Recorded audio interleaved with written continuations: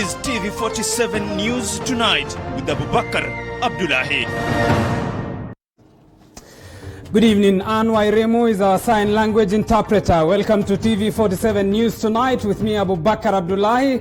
Remember, you can be part of this program. Send us a message on 22047. Text us. Call us on the number on your screen and be part of this broadcast. And, of course, the discussion that we'll be having a little bit later. But first, let's have a look at the numbers in as far as coronavirus and the latest COVID-19 cases are concerned. Let's have a breakdown of those numbers. 95 people have tested positive for COVID-19 in the last 24 hours. This bringing the total number of positive cases to 2,862. Let's have the cases per counties. Mombasa leads with 56 cases. Nairobi a distant second with 13 cases. Busia 10, Kajiado 6, Kilifi County 3, Kitui County 1, Kwale, Garissa and Marsabit as well, registering 1 case each. Remember, Marsabit is the latest county to register a case. Of course, this takes the number as well of recoveries to 849 with 97 people recovering. The death toll now stands at 85. It was 84 yesterday. An addition today, in the last 24 hours, 1 person has lost their lives to COVID-19.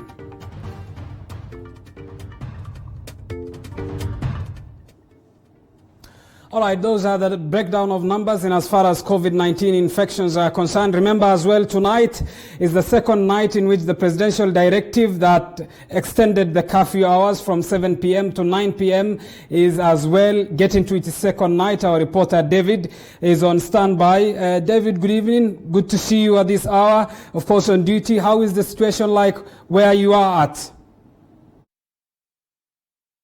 Well, it's nice to hear from you as well, Abubakar. We are at Eastleigh's First Avenue, this being the 12th Street. Well, it's literally a race against time here. Everybody trying to camp for safety, for refuge, for shelter, because it's a few minutes past 9, and that means that the curfew hours, the new curfew hours, have started to take effect. Well, the fact that we can see a number of people, this is no less figure. We see quite a number of people around. That means that a number remained defiant to the new curfew hours. Even considering the fact that they were extended, people now have freedom for an extra 2 hours to do things that they didn't have time to do. We still see a number of people here, despite also the fact that we saw the men in blue, that is our security officers, roaming in lorries as well as personal vehicles, trying to make their presence felt. But then we still see people here who perhaps a little defiant now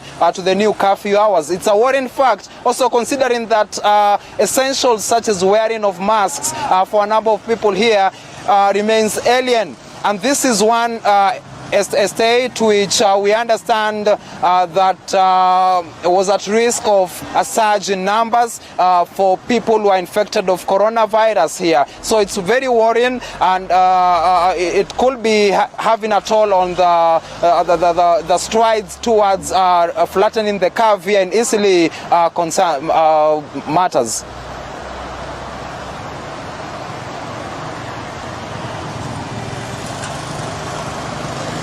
So observably from the people whom you are noting to be on the street at this hour, of course, slightly 5 minutes past the hour, are they as well observing the Ministry of Health's guidelines in as far as keeping distance, putting on a mask is concerned?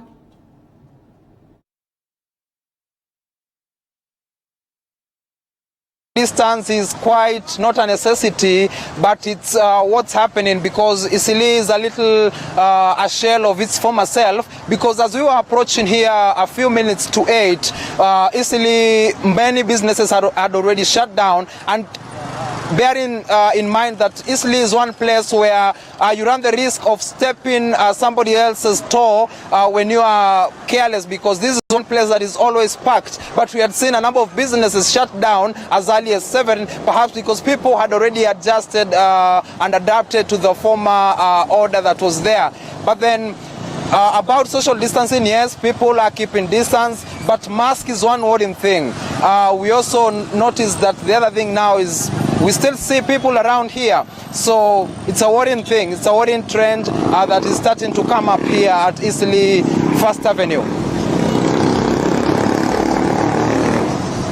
All right, that is our reporter David Mudhoka, of course, coming to us live from Eastleigh, the commercial hub. Remember, the curfew hours were extended following President Uhuru Kenyatta's directive, of course, tonight being the second night in as far as the curfew extension hours and reduced curfew is concerned. Moving on. Now, Chief Justice David Maraga has lashed out at President Uhuru Kenyatta over what he terms as his continued disobedience of court orders. Maraga accused the president of undermining the law and expressed frustrations from the executive. And as Clifford Ndubi now reports, Maraga says he has unsuccessfully tried to secure an appointment with President Uhuru Kenyatta to discuss the stalled appointment of 41 judges. Another salvo from the Chief Justice David Maraga at President Uhuru Kenyatta. This time the more emboldened. He even accused the president of gross violation of the constitution after Uhuru failed to appoint 41 judges picked by the Judicial Service Commission last year. The constitution does not donate any mandate to the president to perform any other act upon receipt of the names recommended by the chairs except to appoint them. Maraga is now saying that the judiciary is grappling with a huge backlog in cases that he attributes to President Uhuru Kenyatta's refusal to employ new judges, sentiments echoed by the LSK President Nelson Havi. The government of President Uhuru Kenyatta has been built on the foundation of disobedience of court orders. If you file a land case in the Environment and Land Court at Milimani, Nairobi today, the earliest your case will be heard is in 2022. The president of the Supreme Court, who is not new to confrontation with President Uhuru Kenyatta, now says that the state is avoiding him. Maraga, in a press conference in which he was not accompanied by other JSC members, said Uhuru Kenyatta has denied him audience on numerous occasions when he sought to resolve the matter of the 41 judges. I have, for a long time now, unsuccessfully sought an appointment to discuss this issue with you, leaving me with no option but to raise the matter through this public statement. The Chief Justice also accused the executive of failure to obey court orders on compensation of victims. He decries that the court decrees on those compensations have risen to about 1 billion shillings. Maraga's outburst came 4 days after President's executive order he also opposed, saying the judiciary cannot be run through an executive order. Uhuru's executive and the David Maraga-led judiciary have clashed many times, mainly in court judgments and judiciary budget cuts. Clifford Ndubi, TV47. Thank you, Clifford Ndubi, for that report. And that report bases our first discussion tonight. Let's bring in our first guest, Bobby Mukangi, who is a constitutional lawyer. Bobby, good evening. Good to see you as well tonight. Good evening. Thanks for having me. If one is to ask what is the genesis of the bad blood between the judiciary and the executive, what will the answer be, Bobby, in your own view? Well, I'll give it two scopes. And the first one is the constitutional changes that Kenya or Kenyans brought back in 2010. Mm-hmm. As we recall that we had an old system where the executive used to hold and wield power, state power for that reason. And it goes back to the independence constitution and the presidencies or the executives that were there between then and primarily 2010. Mm-hmm. And so what Kenyans did in 2010 was to hive off those powers that the executive did have in controlling the judiciary and also parliament. And bringing in instruments, democratic principle instruments, like separation of powers. Mm-hmm. And so the nature of state operations is that the different arms of government will forever try to fight and haggle for power. And so the old way of doing things was that the executive had powers and could control the judiciary. But Bobby, which begs made, the question, if the Constitution has classified and the stipulated roles in as far as the different arms of government are concerned, and this is enshrined within the Constitution, how does the misunderstanding of two independent arms of government that should be working together rather than working against one another first even start? Well, the first thing is we have to know that they're not supposed to exactly work together. It's a check and balance system.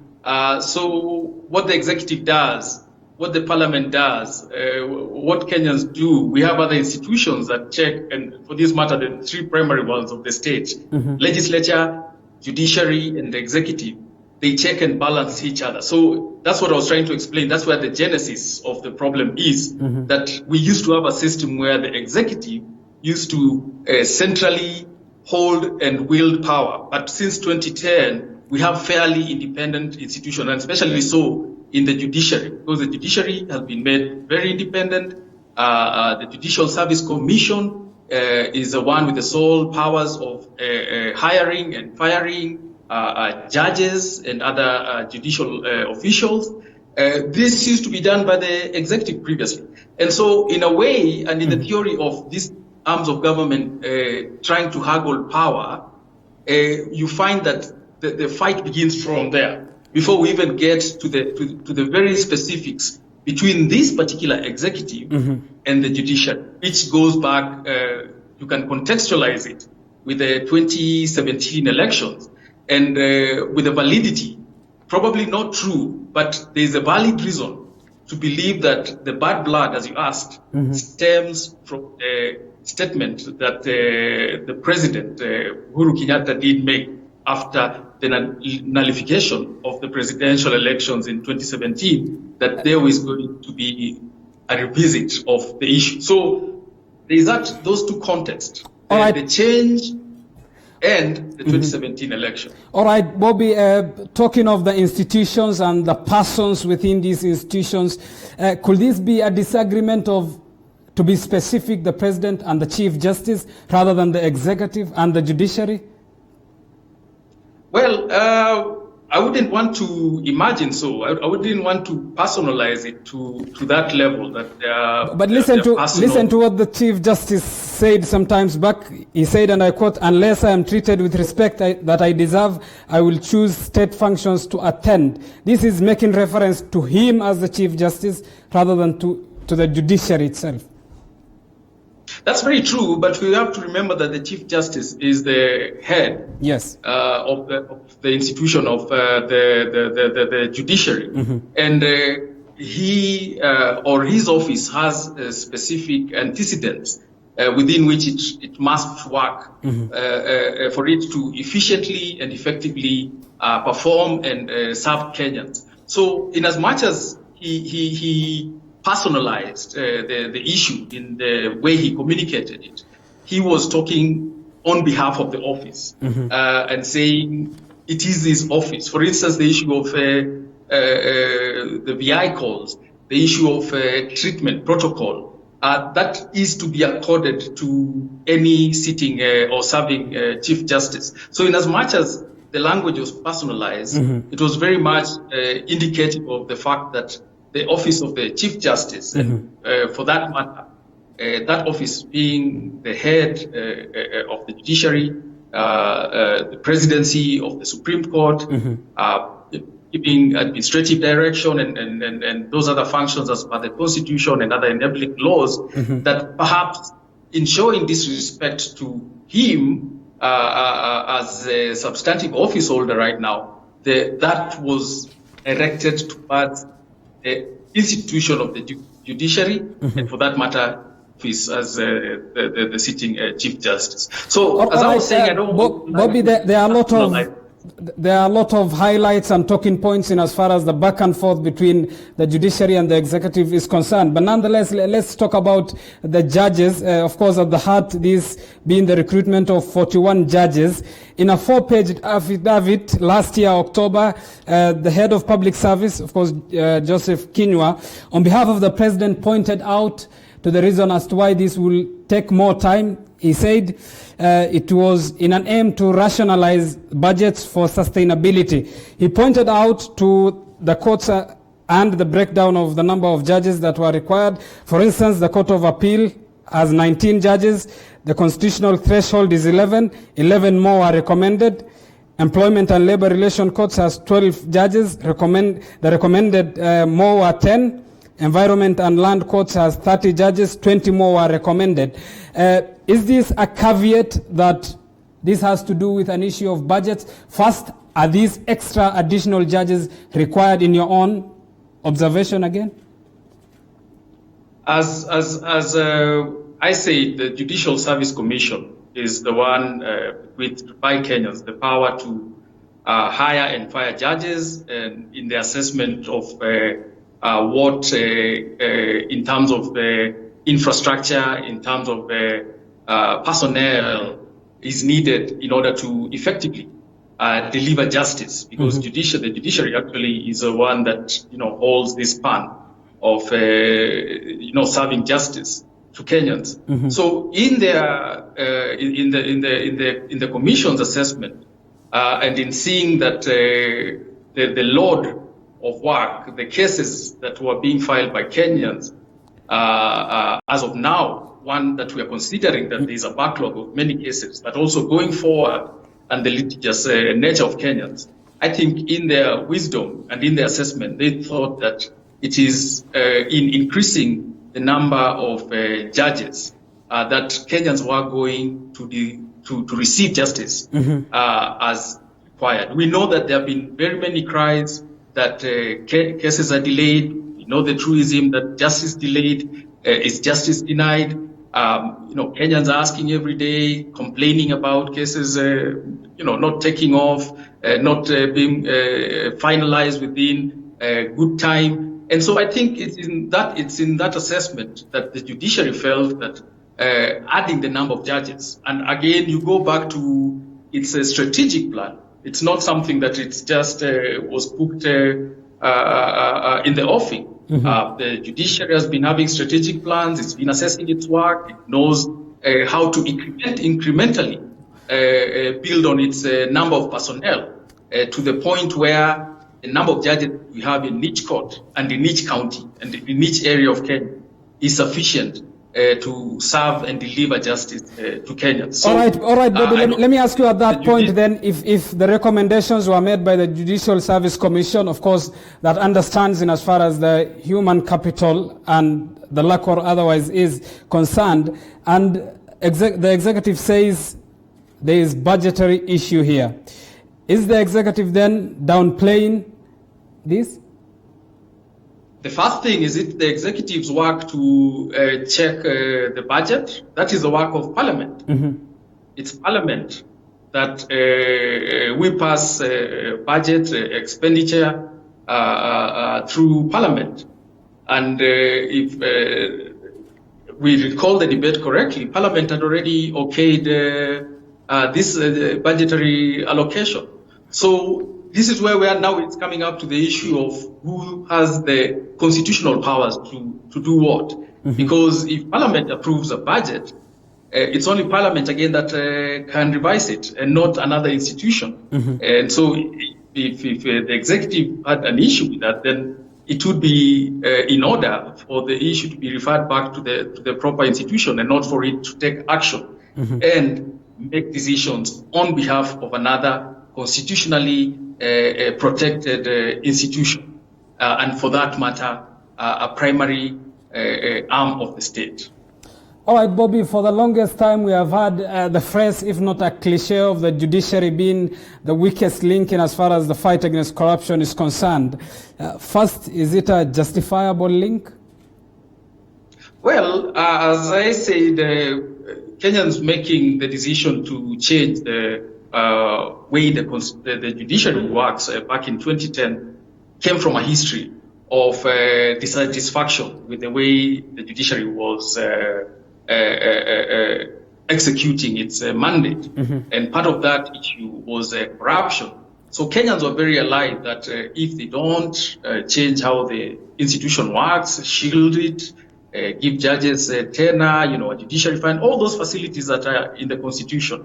That's why we had a vetting process immediately after the Constitution was passed, so that we could rid the judiciary of elements of personnel who did not fit the new calling by Kenyans. And we know that some of them did live through that process, and the ones that the vetting board did find to be proper and clean and able to serve as Kenyans want were allowed to go on. And we know there are many changes that have happened in the judiciary since 2010. It might not be perfect. The different chief justices, previously Chief Justice retired Mutunga, and now the serving Chief Justice, I think in various occasions have pointed out to and admitted to the weakness and the work needed still to make the judiciary as effective and as clean as Kenyans would want. But we must also accept the fact that the judiciary as is today is not the judiciary we had, say, in 2005. And so the work goes on. There have been improvements. The judiciary itself knows that there's a lot of work to be undertaken. The relevant institution, the Judicial Service Commission, recognizes this. We've had and seen several petitions being presented before that very commission. All right, Bobby, I understand we are out of time. Nonetheless, let me ask you this one final question just on the phraseology of what the Executive Order 1 of 2020 entitled the Organization of Government has elicited from presidency to the office of the president to now the executive office of the president. What then is the difference, if at all there is? I think, to me, it's a branding issue, because the official phraseology in the Constitution is the national executive, and shows the collegial nature and the offices that are supposed to be part of that executive: the president, office of the president, the deputy president, and the entire cabinet. So I think the current administration, first of all, in looking at how it was going to, language is a very strong tool. Serve Kenyans did use the term presidency, which very much in everyday usage of the English language means or describes the office of the president. And I think there was also a political context as of that time when the branding was being done. All right. And I think as of today, there's another context, and I suspect that's why there is probably a change of branding. All right, Bobby Kangi, a constitutional lawyer. Thank you, Bobby, for making time for us this evening. Thank you for having me. Well, all right, at that point, we are taking our first short break here on TV47 News Tonight with me, Abu Bakar Abdullahi. We still have a lot lined up for you. We'll be back with more news after this break.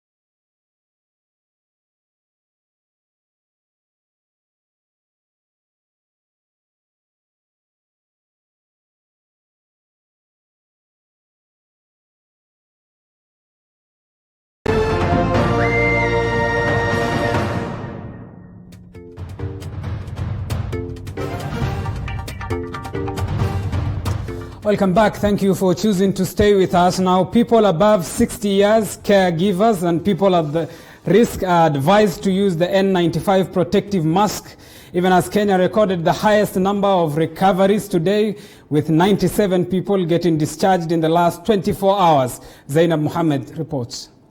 It is good news for COVID-19 patients as more recoveries are recorded in the country.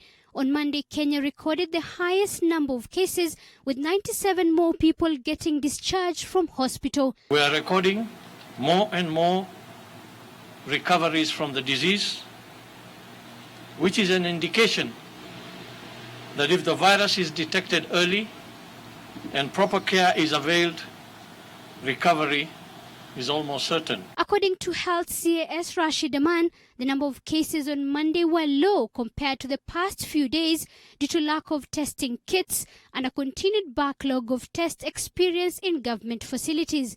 He, however, warns the number of positive cases will continue to rise as the testing of more people is conducted. The more positive cases that we will unearth, and the better off we will be in terms of containment and breaking the cycles of transmission.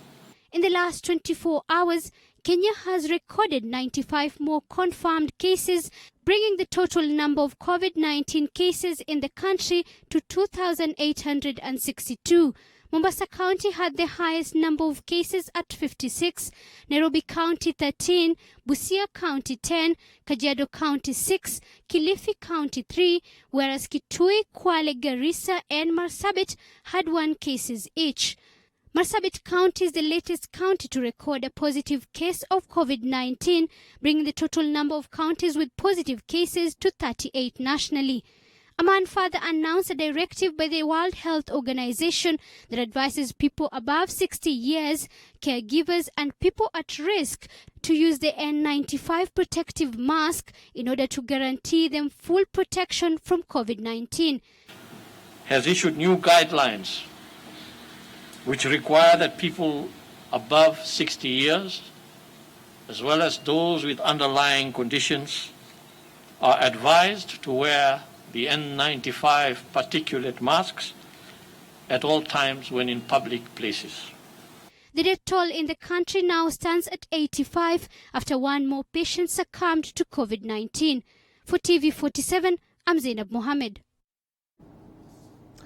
Elsewhere, the bad blood between President Uhuru Kenyatta and Chief Justice David Maraga has continued to halt operations in the judiciary, with the Chief Justice saying the courts are at the verge of paralysis.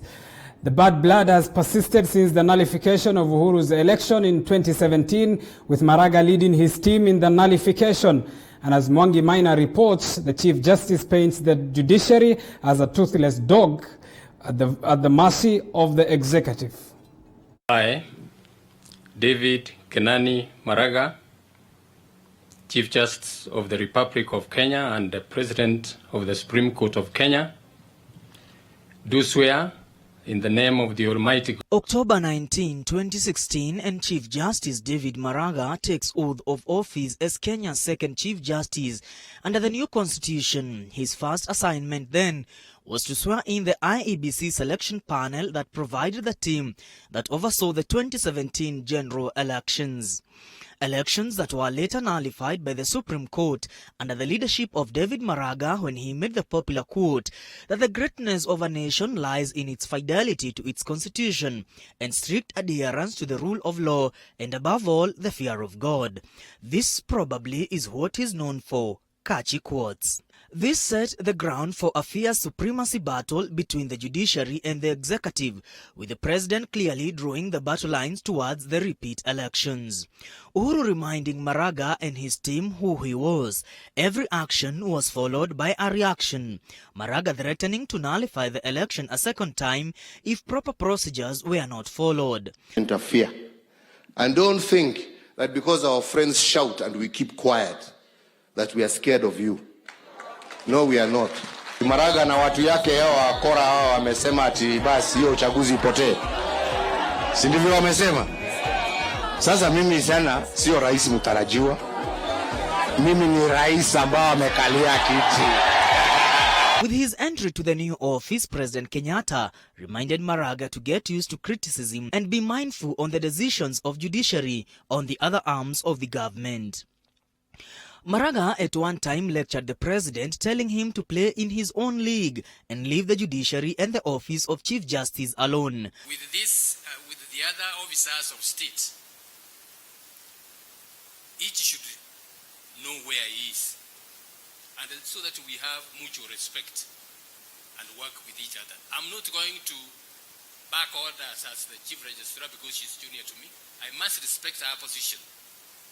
Maraga took the head of state head-on matters budgetary cuts on the judiciary. Abrupt budget cuts, which brought some of the functions of the judiciary to a grind, ground them to a halt. We discussed in the judiciary leadership, and I tried to reach the relevant officials. I make calls, Your Excellency, and the calls are not responded to. When it seemed to cool down, President Kenyatta reached out to Maraga for talks, saying that Maraga was speaking to him through the media. In his comeback in November 2019, the Chief Justice made yet another public outburst, accusing President Kenyatta for attempts to control the judiciary. Maraga said it was becoming hard for him to access the president, and the respect that came with his office was disregarded to the extent of failing to get recognition in state functions. Maraga said the judiciary had become a punching bag for the executive. 4 days ago, Maraga issued a statement rubbishing President Kenyatta's Executive Order No. 2 of 2020, which put independent commissions such as the JSC under the office of the Attorney General. In his statement, Maraga said the judiciary cannot be controlled by executive orders. And on Monday, in yet another, Maraga set the podium for another knockout between him and President Kenyatta. This time, Maraga accusing the president for failure to appoint 41 judges, disobedience to court orders, and Maraga's restrained access to State House. To him, he is a guest of the state. With 6 months remaining to the end of his tenure to the helm of the judiciary, Chief Justice David Maraga leaves the institution with a backlog of thousands of cases he had promised to clear on his swearing in, and ultimately as a public officer who lectured the president on different occasions. Mwangi Maina, TV47, Nairobi. Elsewhere, the Jubilee Party National Executive Committee will now determine the fate of Majority Leader Aden Duale. The committee has already been handed over 126 signatures of members of parliament supporting his ouster. Meanwhile, Gatundu South Member of Parliament Moses Kuria has accepted his recent removal as the Vice Chairperson of the Transport Committee in the National Assembly. Elizabeth Mutuku reports. According to the party's National Assembly Chief Whip, Emmanuel Wangwe, the party has already received at least 126 signatures of MPs supporting the ouster of National Assembly's Majority Leader Aden Duale. The list that signed, that Honorable Kanini Keka forwarded, in the first place, the procedure has been followed.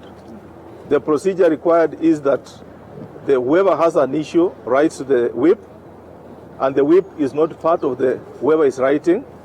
It gets to me, and in accompaniment is the list of the members who have signed to indicate as to why they want the meeting to be convened. So the list is there. Wangwe says the party will consider the signatures before making a decision. The party's deputy whip, Mao Kamaure, says the action is out of President Uhuru Kenyatta's keeping Duale's name and role during Jubilee Parliamentary Group meeting held at State House recently. We have received the signatures, 126 of them, which we have forwarded to the party leader, just asking that clarification by saying that we wish to propose the removal of the leader of majority. Meanwhile, Gatundu South Member of Parliament Moses Kuria has accepted his recent removal as Vice Chairperson of the Transport Committee in the National Assembly by Jubilee Party. Kuria says has no regrets over his time of service at the committee. This comes even as section of Jubilee MPs allied to Deputy President William Ruto have been claiming the ongoing purge is targeting them. hii maneno ya kutishana kila siku tuwache. Wakati tulisema ile siku nyingine ya kwamba wanapanga kuua naibu wa rais, hawakuchukua hatua yoyote. Wakuja hapo katikati na maneno ya corruption, hiyo tuwakubalia waendelee naye. Wamekuja na mambo mingi mpaka imefika sasa wakati wanataka kuwa mwananchi kupata. They say it's not over until it's over, and now next in the Jubilee chopping board might be the National Assembly Majority Leader Eden Duale. Elizabeth Mchuku, TV47, Parliament Buildings, Nairobi. Elsewhere, Bungoma Senator Moses Wetangula has been replaced by Wafula Wamunyinyi as Ford Kenya party leader. The Registrar of Political Parties, Anne Deritu, has this morning gazetted the changes days after leadership wrangles within the party, that is Ford Kenya. However, Wetangula has dismissed the changes, claiming he's still the party leader of Kenya's second oldest political party. Joash Onsare with more. The Registrar of Political Parties, Anne Deritu, gazetted the changes days after leadership wrangles within the party. The registrar, however, says anyone with written submissions concerning the intended changes by the party has 7 days to submit. The notice dated June 8th also indicated the replacement of National Organizing Secretary Chris Mandu with Josephine Maungu.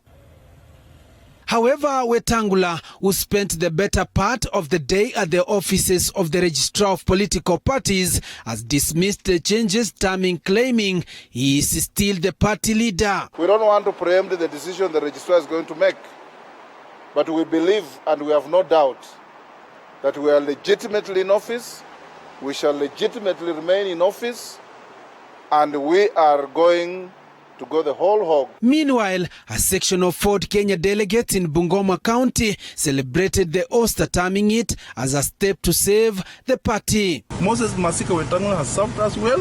His term has ended, ana makosa yake. Na sisi tumesema aenda akae salama popote anaenda na support leadership ambayo iko. Ile leadership ambayo iko itatupeleka next canon ambapo tutafika. Wetangula has been accused of gross misconduct by the faction led by Wafula Wamunyinyi. Joash Onsare, TV47, Nairobi. Now, Kenya Medical Practitioners and Dentists Union is calling upon the government to consider increasing the number of healthcare workers, even as the government plans to increase and upscale COVID-19 isolation wards.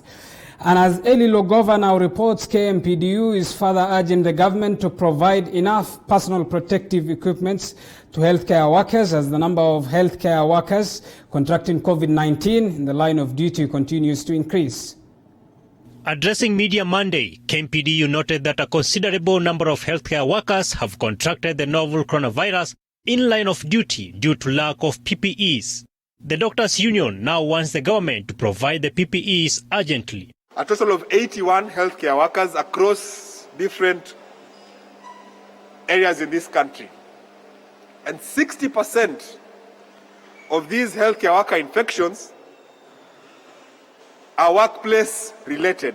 That is in the quarantine centers and contact with COVID-19 patients in the hospitals. So the provision of PPEs is now a matter of utmost concern. KMPDU further wants the government to employ more healthcare workers to meet the expansion of COVID-19 isolation wards as directed by President Uhuru Kenyatta on Saturday. And so we appeal to the summit as it convenes to consider further budgetary allocations for the HRH component. And we acknowledge that so far 8,000 have been hired, but these projections that we have to ensure that there is quality and efficient service delivery in the isolation facilities is an additional 5,000.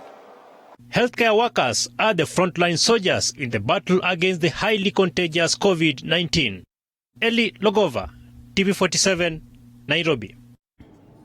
Thank you, Eli Logova, for that report. It's 40 minutes past the hour. Time for us to take a short break. We'll be back with sports news after this break.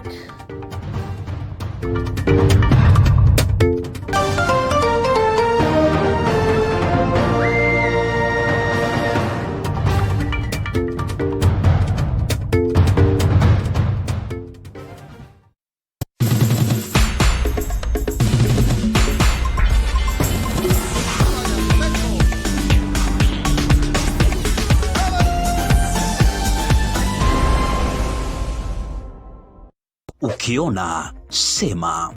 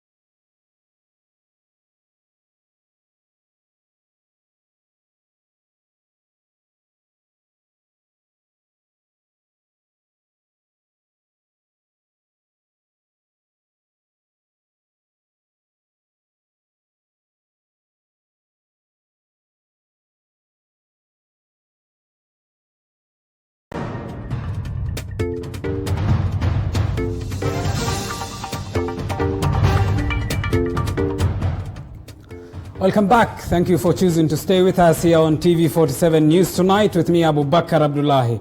Let's get to the world of sports now. Coast Stima head coach Paul Ogai has faulted Football Kenya Federation for what he termed as a hasty decision to end the National Super League season. And as Julius Juma reports, Ogai holds the view that the decision killed their next season Kenya Premier League dream. This is Jericho's Camp Toyo grounds, and the date is 8th of February 2020. Paul Ogai's troops have stunned heavy pre-match favourites, a National Super League leaders Nairobi City Stars 3-1, handing them their first loss of the season. The win that gave Ogai the belief, laying bare his ambitions to charge into the Kenya Premier League. Tunatamani sana kwenda pale juu, kuingia kwa ligi nyingine. Na mwanzo tunaangalia tu ni vipi tunaweza enda kwa hizo playoff. 3 months later, the FKF shocker landed. The NSL season had been ended prematurely owing to the coronavirus pandemic, a decision that Ogai claims it rendered their dream unattainable, at least for a year. Ilikuwa ni mshtuko. Kusema ukweli nilishtuka. Manake sikuwa natarajia. Unaona? Sikuwa natarajia kwamba ligi ingeweza kuisha wakati kama huo. Lakini kwa bahati mbaya ikawa ndio hivyo. Alafu pia wajua lazima pia tusalimu amri. Manake unajua hatujiendeshe ligi wenyewe. Ingekuwa ni sisi wenyewe tungekuwa tunasema tujipatie muda tuongoje tuone jinsi mambo yatakavyokuwa. According to Ogai, the spike in coronavirus infections is doing little to have the decision reconsidered, and now his focus shifts on next season. Sasa hiyo ndio malengo ya kwamba tukirudi ligi kuwe na bidii kwa wale ambao wachezaji walionyesha. Basi malengo yetu ni moja tu, kuingia Premier. Manake Stima ilikuwa imeonyesha wazi kwamba tunaweza kapanda ligi kuu. Coast Stima was well poised in the promotion battle that pitted at least 5 clubs jostling for the 3 available KPL slots. Reporting for TV47, I'm Julius Juma. Elsewhere, Manchester City attacker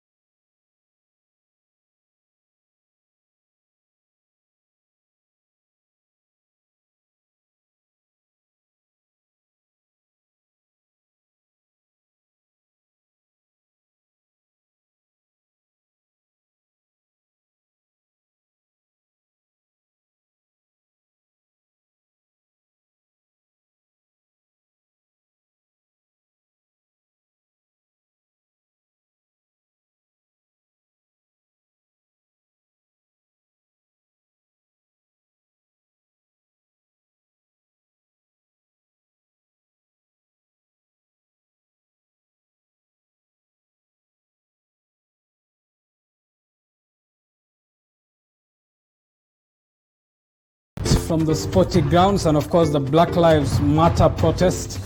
We'll end the bulletin. Thanks for watching. I'm Abu Bakar Abdullahi on behalf of the entire team that made this production possible. Bye for now, but enjoy the rest of our programs.